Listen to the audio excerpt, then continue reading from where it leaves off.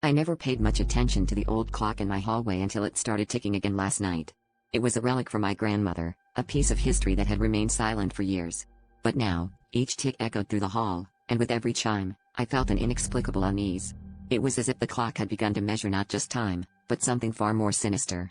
I tried to dismiss it as paranoia, but the feeling only grew stronger, like a shadow creeping closer with every tick.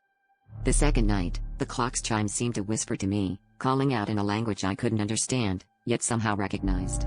I found myself drawn to it, standing before the clock at midnight, its hands moving in a smooth, deliberate motion. As I watched, the chimes became louder, almost deafening, and I felt a chill run down my spine.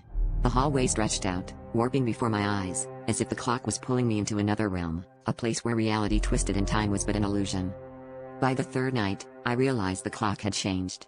Its face now displayed not numbers, but scenes from my past, moments I had long forgotten, and some I wished to forget.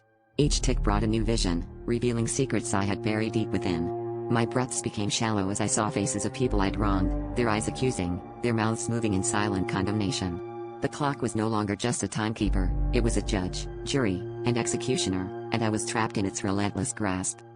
On the final night, the clock struck midnight, and with its last chime, the hallway plunged into darkness. I was enveloped in silence, save for the faint ticking, now a heartbeat that matched my own. Suddenly, I was standing in a room I didn't recognize, surrounded by those I had seen in the clock's visions.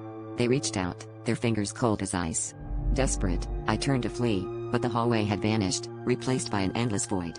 The clock's ticking grew louder, drowning out my screams, and I understood all too late, the clock wasn't just marking time, it was marking my end.